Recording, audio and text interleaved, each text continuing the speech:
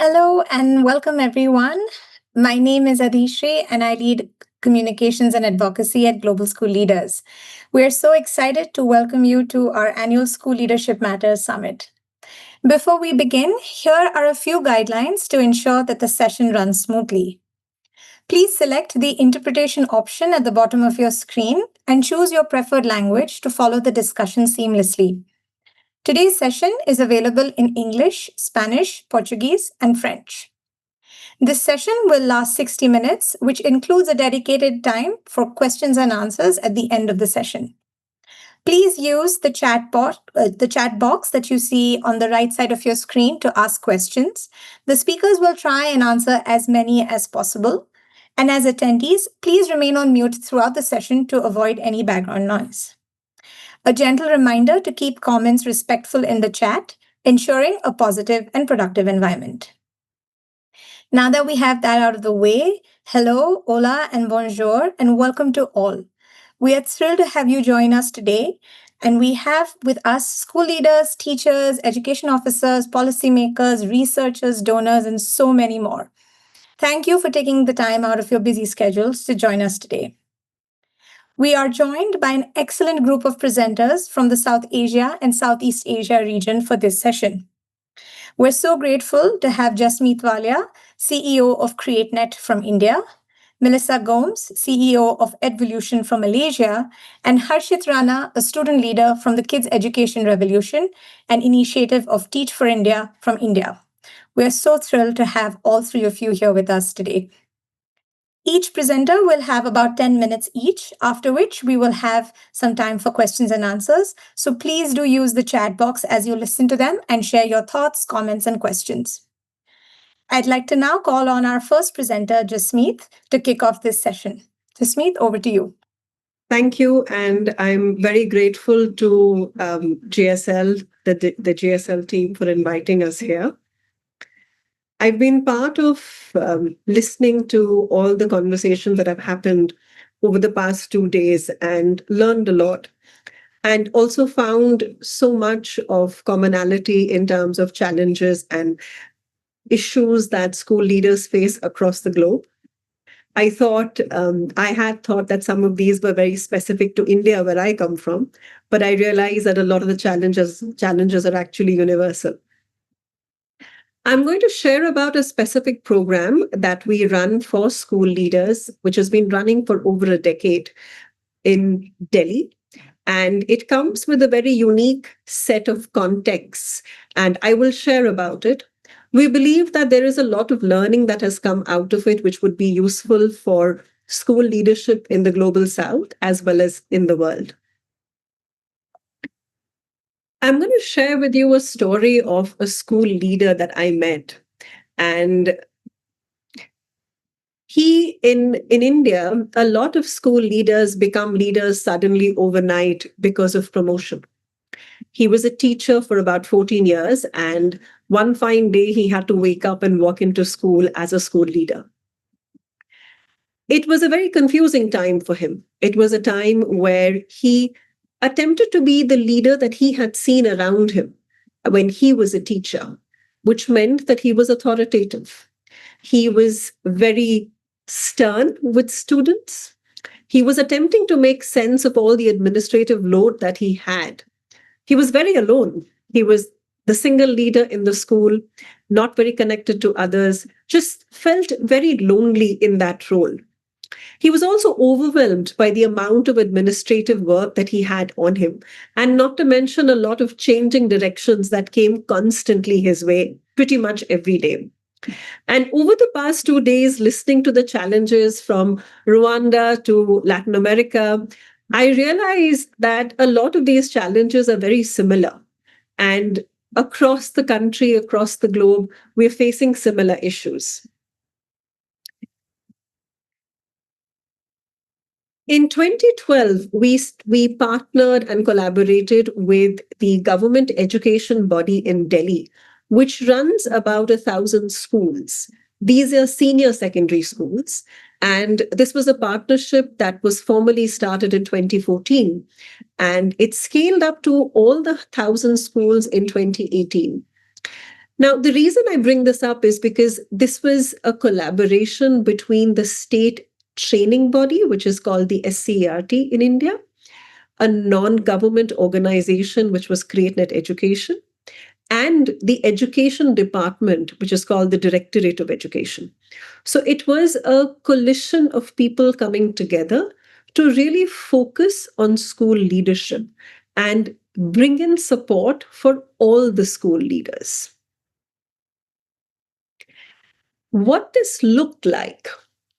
So this actually looked like a lifelong learning community for every single school leader. It was a continuous learning community in the sense that this was not a 2-day training program. It was not a 1-day training program. It was not a summer training program.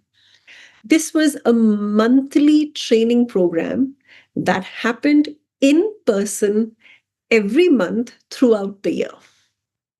It did not have a start date or an end date. It came with the intention that principals, that school leaders need support, need communities of practice.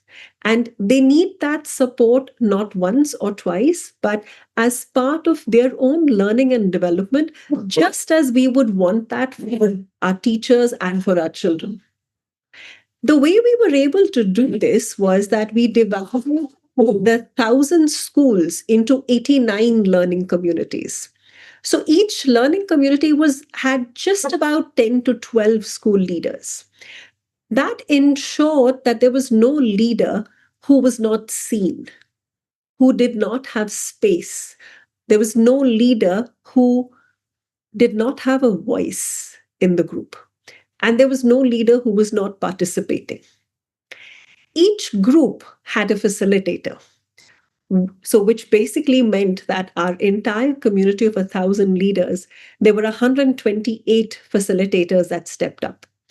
Now, these facilitators were principals themselves. They were also school leaders. And these were school leaders who volunteered their time. They had an intention to learn. They had an intention to support their peers. So they stepped up to put in extra time for their own learning and to support the learning of their peers. Over time, what we were able to do was to even step back from the management of this program. The government department took over the management of it. And by March of 2025, we basically had just one full-time team member that was supporting this program and 3 part-time team members. The principals came together as a core group, a few of them that we called facilitator developers, who would decide what would be the agenda of the training program. So they would make their sessions, they would design their sessions from a very contextual, need-based requirement. Because they were in the schools, they were running the schools, and they knew what their needs were at that point in time. So they would come together to set objectives. We would support them in the design, and we would work with the facilitators to really develop their facilitation skills. And this happened through offsites, this happened through in-person training sessions, and this happened every month. And after that, every month, the facilitators would go on to do one session with their cluster of 10 to 12 principals. And just to bring that out, these were physical in-person sessions. We attempted online, but the principals really wanted in-person. And they wanted that sense of coming together as a community with people that they could connect with and have that safe learning space. So what really happened in these sessions? These sessions really focused on the principal as a human, as an individual first, and really looked at their identity, the aspect of what is their agency as a human, as an individual, as a person, and what am I bringing into this role? What are the strengths that I'm bringing into this role? What are my values that I'm bringing into this role, into leading a school?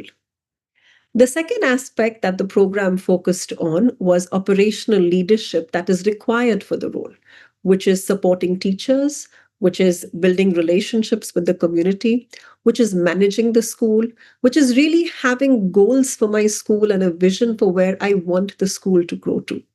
What is the culture that I want to set up in the school?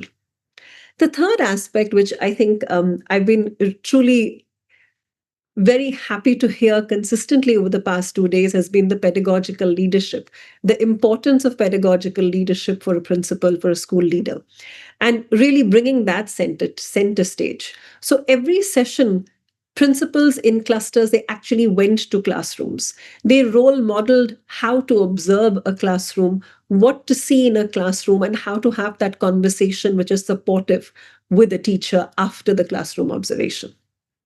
And the last aspect was systemic.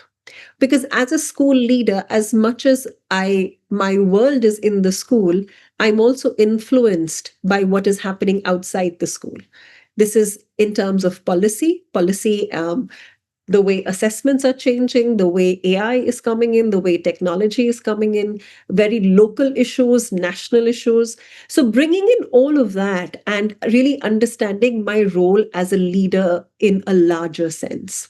So every session would bring out elements of these, and every session helped the principal contextually look at what the reality and the challenges of their school were in these aspects.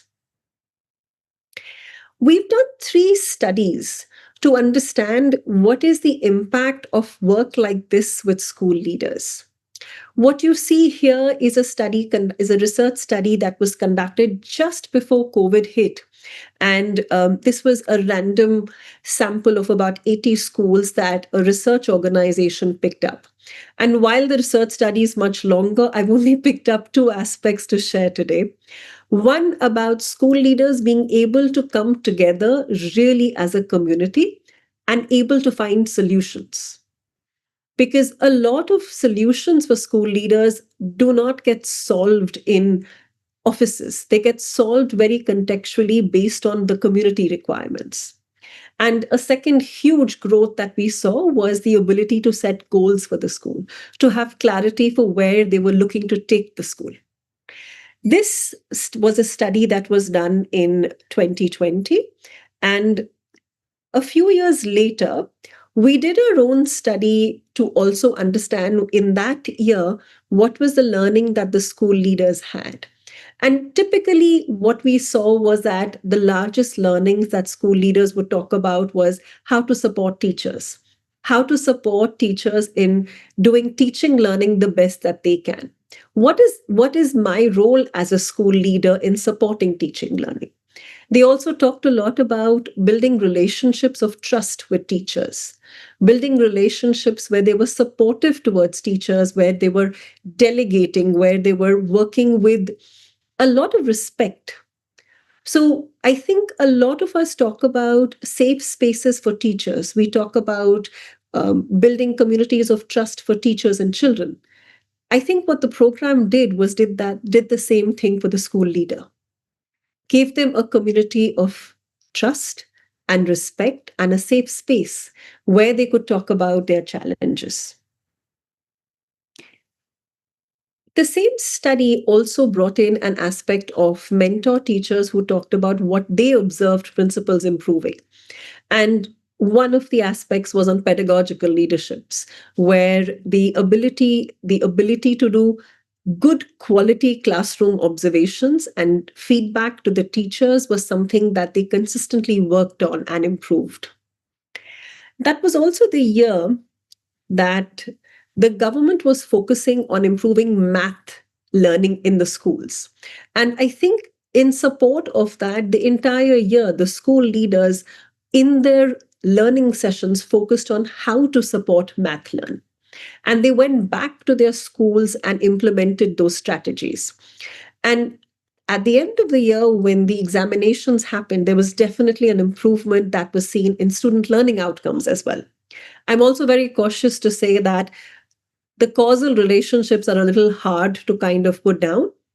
But very clearly, when school leaders work together, in the same objective that the government is also trying to push, where teacher training is happening, where all of it works in alignment, student learning outcomes are much higher than when all of these happen for different objectives.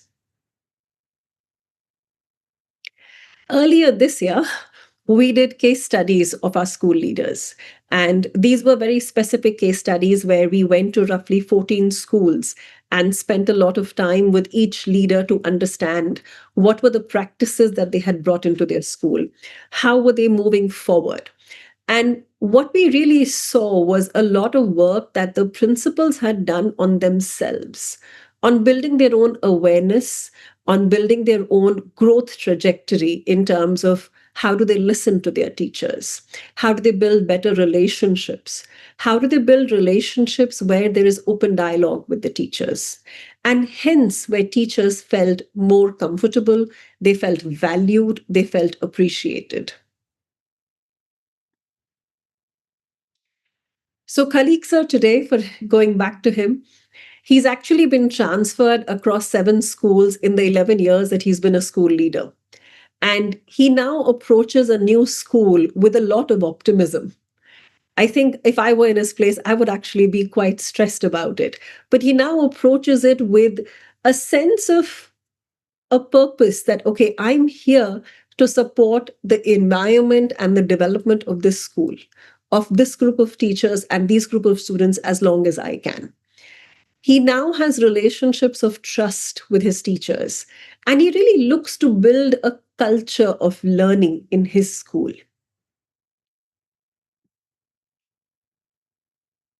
So, if I were to really answer, what is it that must change for every child to thrive in how we support school leaders? For us, the answers have truly come from creating safe spaces for school leaders, from creating safe spaces where school leaders have the chance to reflect. They have a chance to bring in an element of silence within them. Their roles are very chaotic, their roles are very stressful, but a community that gives them that space and support to learn together. What we've learned is that school leaders need spaces where they can step up for leadership without the pressure, without fear, where they can support peers, where they feel supported by peers as well. And lastly, in a way that this is organized not to complete a training session, not to complete a component of a knowledge, but truly they have the knowledge, but to be organized in a way where each one is seen, where it is a small community where each one has space and where each one has a voice. And I believe these are things that across every country, every aspect, every kind of school development platform, we can give our school leaders. And that's the hope, and that's the hope, and that's the intention with which we work with them. Thank you.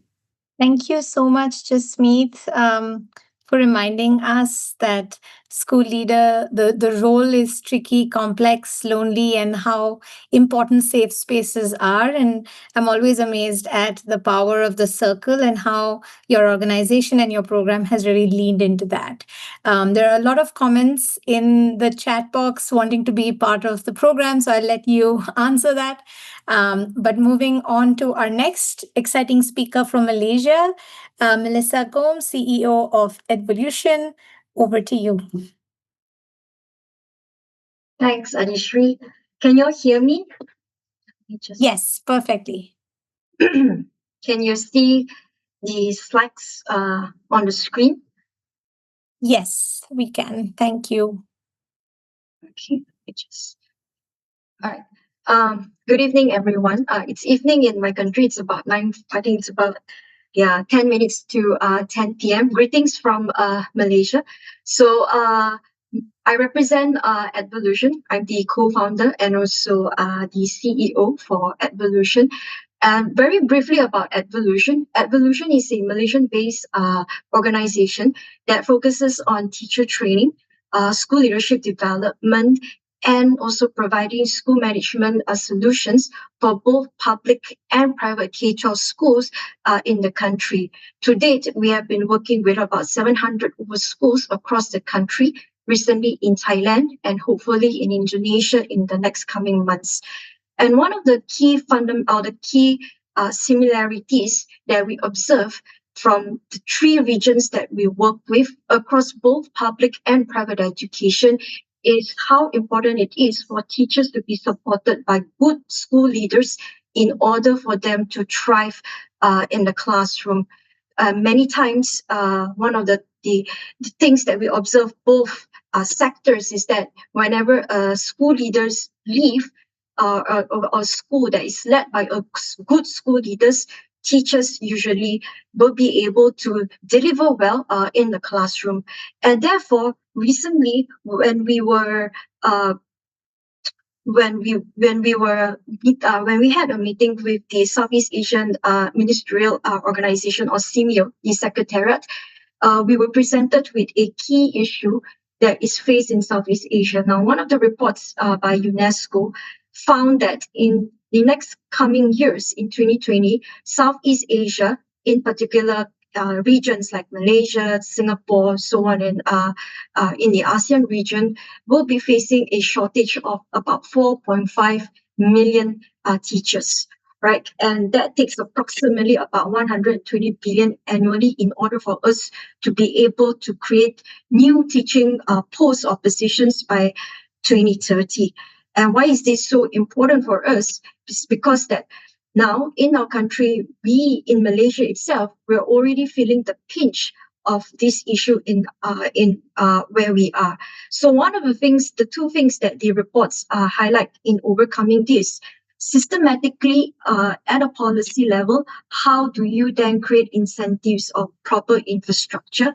And the second factor that they have identified in helping teachers to recruit from recruitment right up to keeping teachers retained in the system is how do we then elevate the teaching profession. And this is, of course, relating to what Edvolution has been doing. It is an area of interest that we aim to partner with the Southeast Asian Secretariat. And therefore, how do we see this happening in the country? Or as I mentioned earlier just now, how do we see this happening? How do we feel the pinch in Malaysia? Now, recently, the Ministry in Education of Malaysia has reported that there has been about 10,000 in the country itself. We face a lack of 10,000 teachers in Malaysia, and we have shortages in key subject teachers.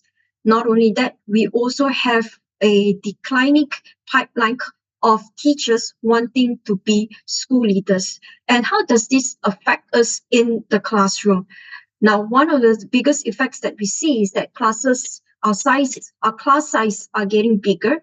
We also see complaints from teachers of getting tired, burnt out, feeling really stressful, thus resulting in high attrition rate. We have seen an increase of teachers in our country leaving the system.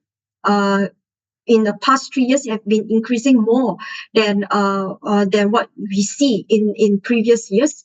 And not only that, we also see there is a weakened pipeline of successors getting into schools. So these three issues have been affecting our country recently, and that's something that bothers both teachers, leaders at both ministry and at the school level.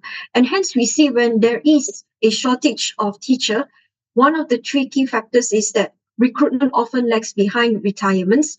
Not only that, our leadership pathway for teachers aren't always clear, and therefore the cycle of shortages just keeps on repeating. And therefore, as a country, I think this is something that the ministry is also looking very closely. One of the things that they have done is to recruit about 10,000 teachers this year, and also in order to increase the number of teachers. And of course, the question comes in, when you bring in 10,000 teachers, then we deal, what are the quality of those teachers? Now, we're not just seeing this in Malaysia, but we're also seeing this in our neighboring country, in Singapore. Singapore's the government has just recently announced that they are recruiting extra 1,000 teachers in 2025. And not only that, they have also implemented a new school leadership program in order to get the best, not the best, sorry, in order to build a pipeline of principals for the schools in Singapore. And while Malaysia and Singapore are trying to solve this issue, what about the rest of our neighboring countries? And therefore, this led us to work with the what we call as a SEMU, the Southeast Asia Ministry of Educational Organization. Basically, it's a coalition of all the Ministry of Education in the Southeast Asia region. So in 2023, we had a discussion or a roundtable which was attended, chaired by CMEO, the CMEO Secretariat, and attended by both both public and private sector players from the academic industry, and also from the industry, from the academic and the corporate industry, where they highlighted what are some of the key areas towards improving teaching quality, and at the same time creating a teacher pipeline for the Southeast Asia region. Now, resulting from discussion, Edvolution then proceed with the Secretariat to work on what we call in building a teacher leadership institute.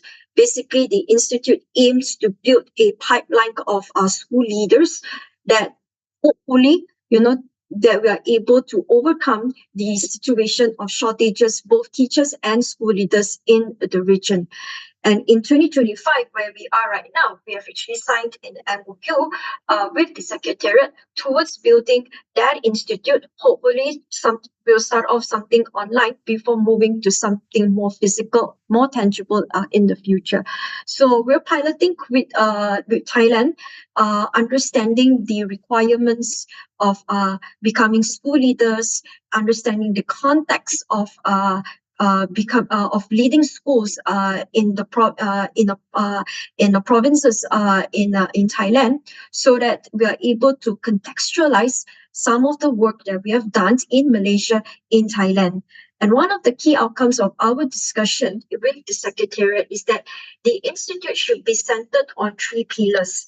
Now, the institute, which focuses on both, which it's called focus on building teachers' capacity, not on both pedagogical and also leadership, will be number one.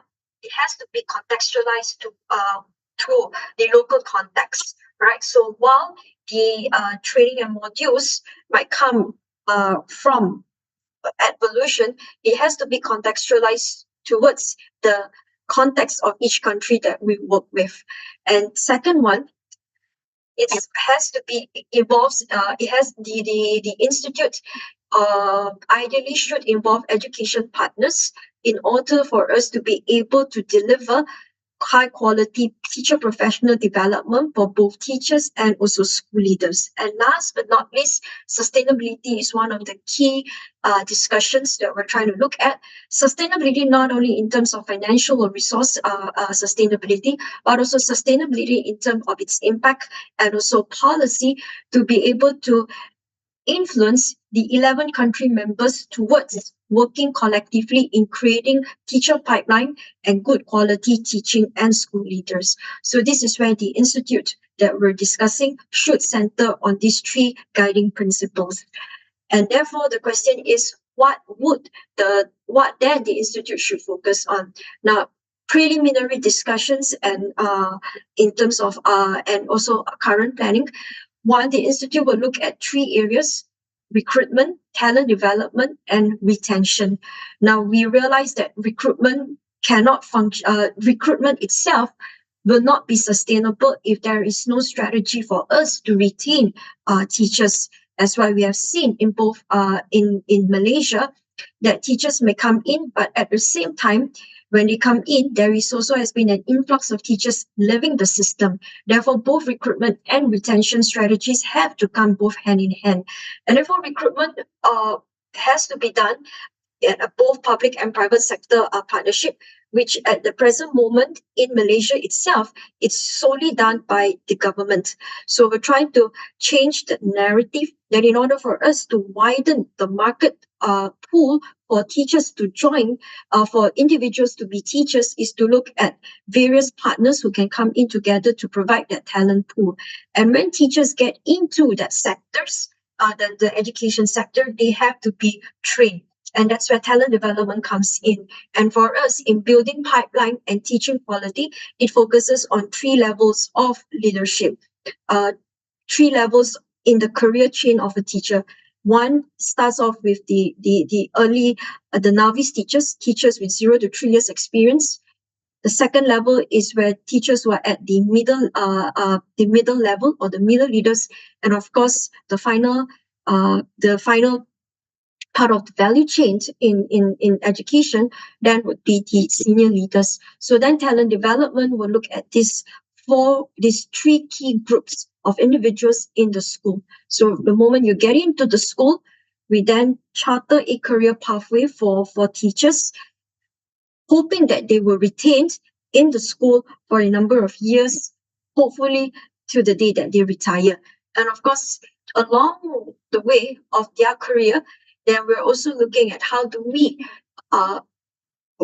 incentivize these teachers. Now, assuming that they're in both public and private, how do we then create a pool of highly qualified or highly accomplished teachers or principals who will then continue to sustain and scale that system? So this is an area that both the Secretariat and Edvolution is currently focusing on in building the strategy for the institute. So some questions for yourself. It's how do you then play a role, or how do the public can play a role in this initiative? Now, first, if you come from the Southeast Asia region, we invite you to participate in the teacher leadership program. It's a 6 months program that's targeted at the middle leaders. Now, the purpose and the objective of the program is for us to be able to identify the context and the needs of every region. So we hope we're opening this to the 11 member countries of Southeast Asia. So with this, we'll be piloting. We're in partnership. We're working in hand in hand with a few universities to roll out this program that will be open in January 2026.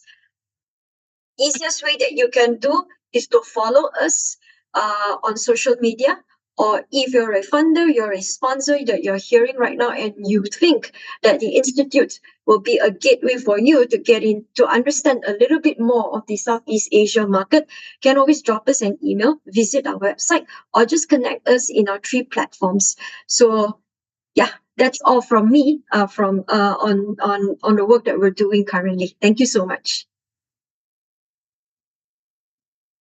Thank you so much, Melissa, raising a really important point around readiness and preparedness of teachers to become school leaders, very similar to what Jasmeet was also talking about, Principal Khalik. One day he is a teacher and the next day he's a school leader.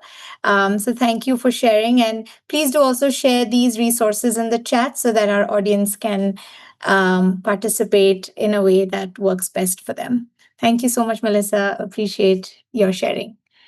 And finally, our final speaker for today, Harshit Rana, from Kids Education Revolution, a student leader, an initiative of Teach for India, talking about the role that a school leader has played in his journey.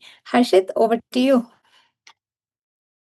Okay, so first of all, I would like to raise a huge thank you to the Global School Leaders Organization. And I'm going to start with a story, and I'm going to link with that story with the global context of school leaders. So when I was in 6th grade, I was a really curious learner and eager to do something different. And suddenly I had an acquaintance with the idea of a wall magazine. The intervention of the wall magazine was really an unprecedented situation for me. And perhaps At that point of time, I could only think about writing question answers in the examinations and in the notebooks. But the platform of the Wall magazine has proved to be an asset to me because that's the point where my journey began. Simultaneously, our school leader used to show a lot of movies, and there would be a tradition that we are following even now, that after watching movie there would be a discussion, a huge discussion on it, and after going home we had to write a reflection review or what we felt after watching the movie. In the beginning, um, this process was really tough and really an arduous task for me because I could only think and write about on the information level, but I didn't lose my sight and continued to do that. Gradually, I started liking writing and built a robust interest in that. And perhaps I would say writing was the only thing. And I would like to say that this was the only path that I believed in. And more specifically, I really believed in the process. During the process, there were many mistakes and flaws, but making mistakes was appreciated by our school leaders. And it pushed me to think about what I was doing in a broader manner. In our school, NPS, Nanak Mehta Public School, every student has a story born out of challenges, curiosity, and opportunities. But these stories exist because our school leader believes that the student voice must stay at the center. Then, sure, we always had platforms like Wall Magazine and Reflections to express ourselves and take ownership of our learning. When I look back to my story, I realize we flourished because our school environment was intentionally nurtured. Our school leader trusted students with risks, experiments, and mistakes. The school leader encouraged our teachers to innovate and to protected the culture where young minds could try, fail, and still feel valued. That's where confidence began to grow within all of us as a whole institution. And I'm speaking here as a representative of our school. We keep thinking about why student voice matters. Why is it important to give a vacant space for students where they can actually flourish by themselves? The answer that we have come across is that every story matters. And earlier, those who had contributed so much in creating NPS used to tell stories out of the context, but now we have our own stories, so many stories out there within the context. And why are we believing in what we are doing? Because we have seen a real change throughout the process. However, the change was gradual, but it is there, and we are evolving every day, every moment through different mistakes and through different experiences and through different challenges. The change was. The change we experienced wasn't a magic for sure. It came from a strong leadership belief. Our school leader never rushed results, but held a clear vision that every child's growth takes time. They gave students the power to lead projects and made us believe in our abilities through different opportunities, through consistent encouragement. Throughout our journey, one thing remained constant: our school leader trusted the process. I believe a school leader is someone who opens the door to new possibilities, to new opportunities, and then walks beside children as they create their own paths. When school leaders honor students' voices, every child can thrive, evolve, and rise with confidence. I think it depends on school leadership also and how they are forming the world around them. According to my point of view, school leadership should be reflective, sensitive, and open to new ideas and experiments. They should be able to see not only the good side, but also the areas that need improvement. They must understand every context from the teachers, students, and parents' perspectives, because doing experiments and not following traditional methods is not a piece of cake, right? It needs lots of efforts and trust within the community, and being to build belief among teachers, students, and more specifically parents. I think what I have shared so far and this approach we can through this approach we can actually impact the culture of a school and support the growth of every individual in the whole community. And now I would like to share some pictures from my school. Okay, so this is one pictures I'm going to share that this is the first, I think, yeah, perhaps the first wall magazine that we have created during COVID-19 period at the dawn of COVID-19. These are some pictures from online wall magazines, The Explorer, Stories from Nanamata, Safarnama.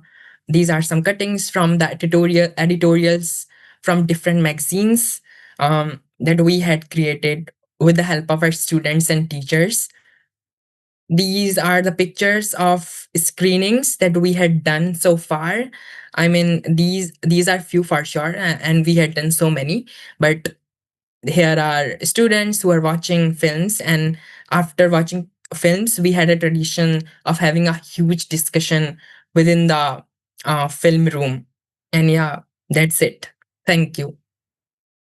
Thank you so much for sharing that, Harshit. Lots of interesting points for school principals who are in this session to listen to. You seem to have had a wonderful school principal. I, for one, did not have one and was quite scared of mine. And I'm glad you had one that really nurtured your interests and just made sure that you had everything you needed to be who you are today. But thank you for coming on and sharing your journey with us. Great. We'll now move into the Q&A section. We've been seeing a lot of comments and questions, and some of the panelists have already gone ahead and answered them.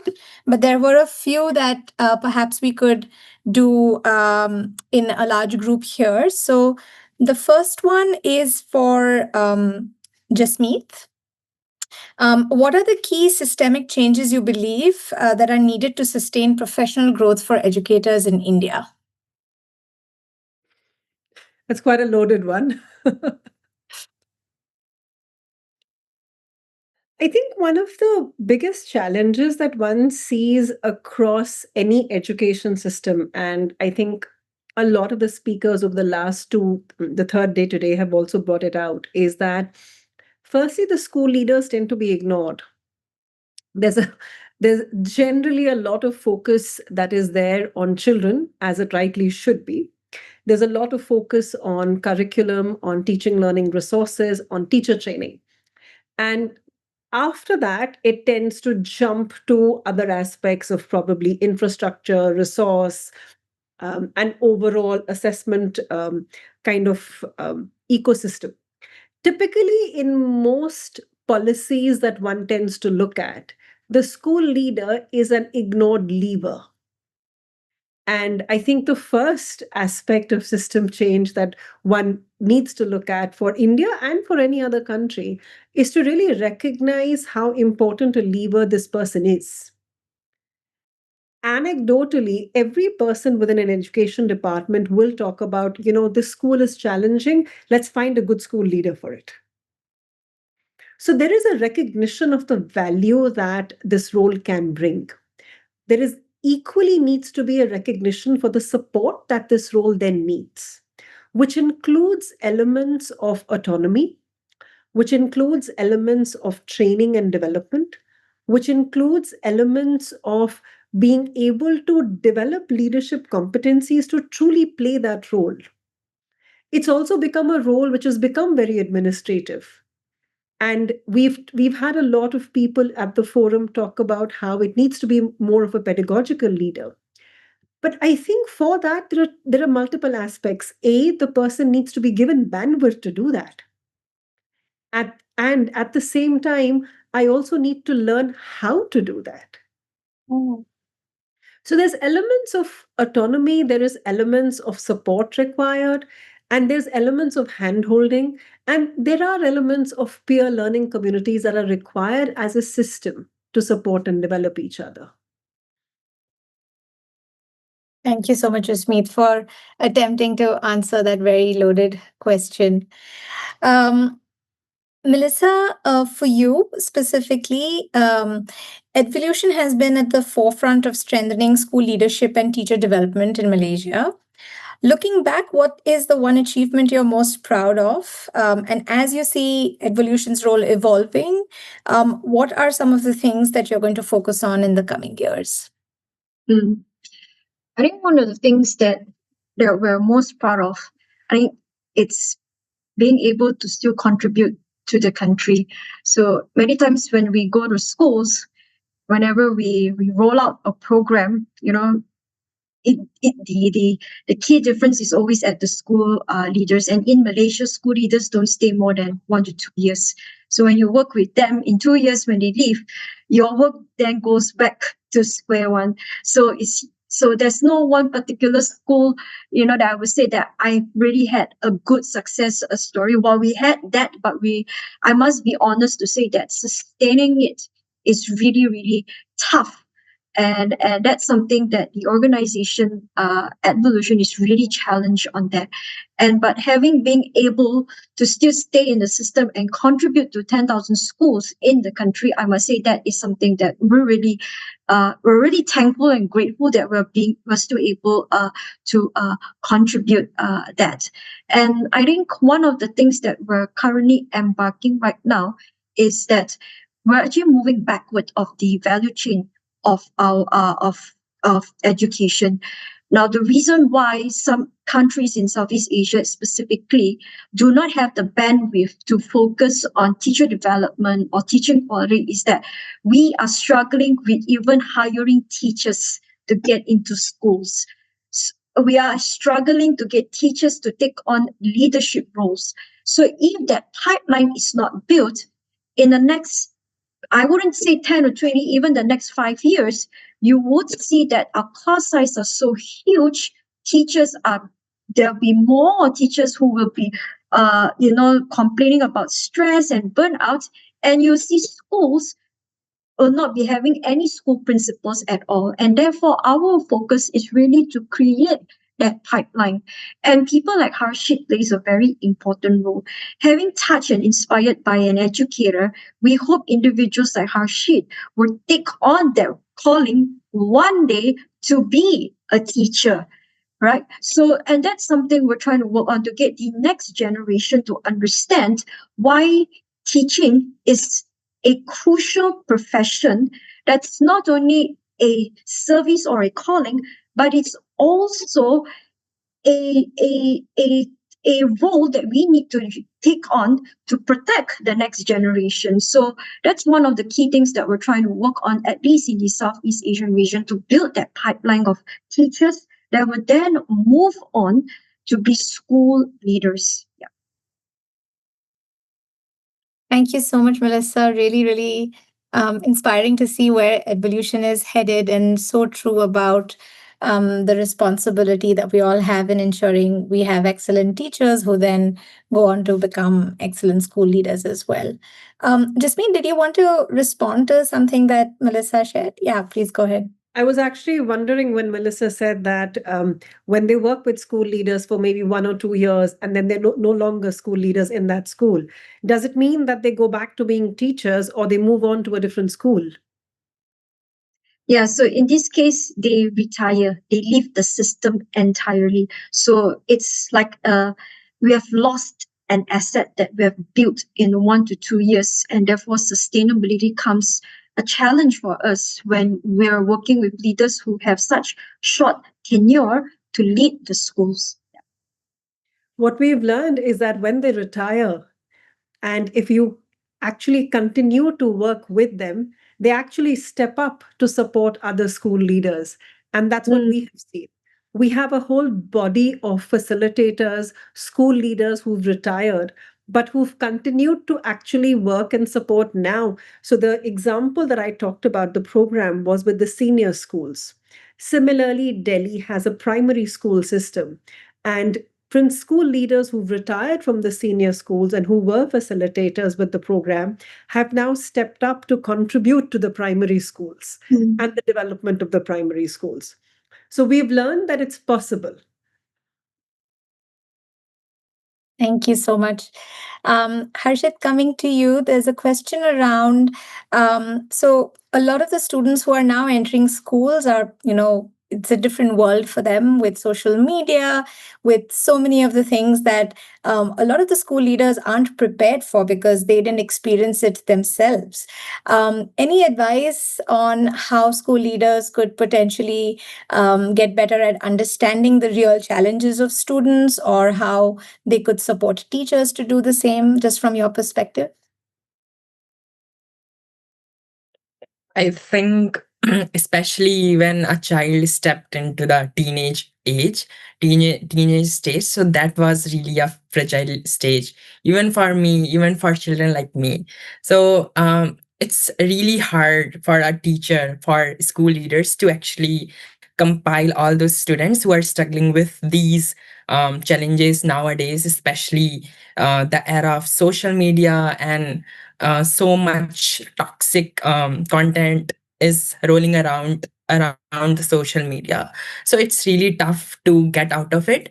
But throughout the process, but what school leader can does is to actually understand what children deserve at that point of time, and what they actually need at that point of time. Because children might there might be chances that children might be in a malaise situation where there is so much discomfort, so much confusion within children, because something is happening within child. So it's really important to understand what children need at that point of time, and understanding from their perspective is really important. Because we come off I mean most probably most of the children at NPS come from a background where they can't actually speak with their parents uh, in a deeper issues. So it's really important to understand children,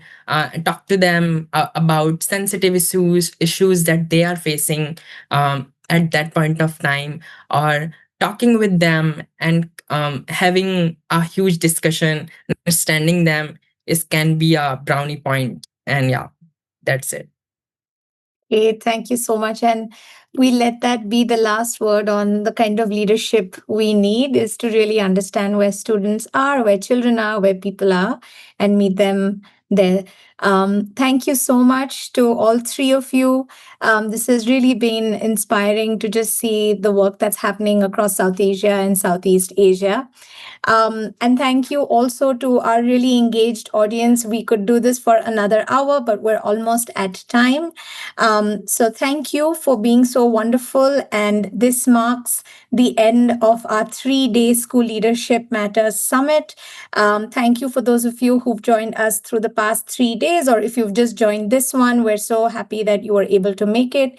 We'll be adding all these recordings to our YouTube channel, as well as sending out snippets of conversations over the coming weeks. So if you've registered with us, your email is there with us, and you'll be receiving mailers from us, as well as please follow us on social media.